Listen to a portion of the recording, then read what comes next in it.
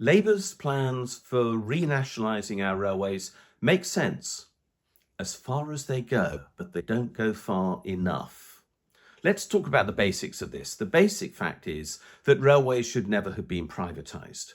As long ago as a century, in 1923, Winston Churchill and others realised that the idea that private companies could run railways was really rather bizarre, because that imposed enormous cost and did not create competition, simply because there's rarely going to be more than one set of tracks between two places in the country. Sometimes, but rarely. And so it made sense to bring companies under common control. Now, in 1923, they backed off nationalisation and instead went for something called the grouping. There were 4 large companies in the UK. That didn't really work. Frankly, it didn't produce the benefits they wanted.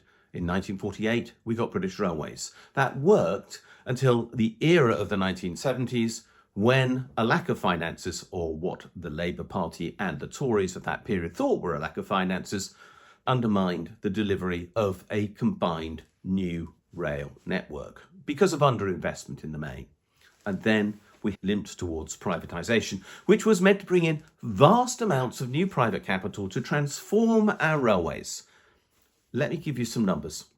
In the last year, 2022-23, that's the last one we've got data for, we know that the government subsidised the UK railway system by nearly £20 billion in a year. Now, that was much higher than before COVID, but that's the total cost.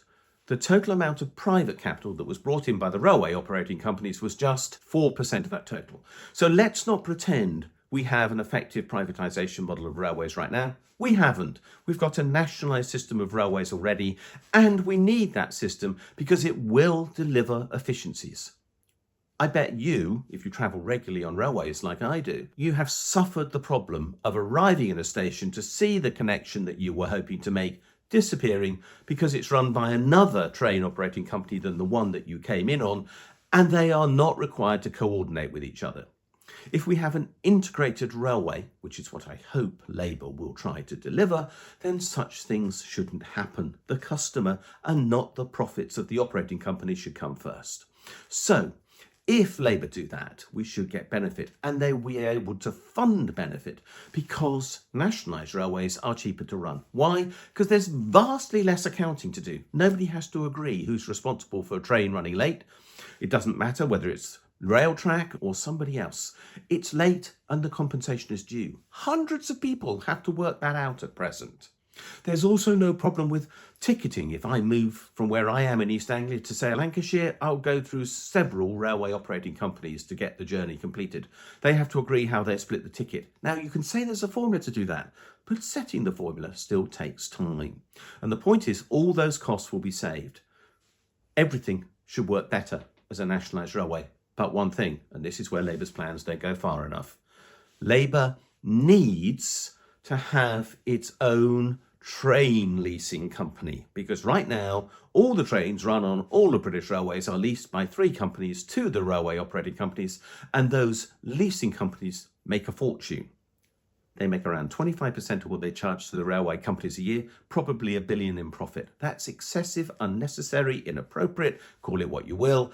Labour has to invest in its own trains for the future. The average train in the UK is 16 years old.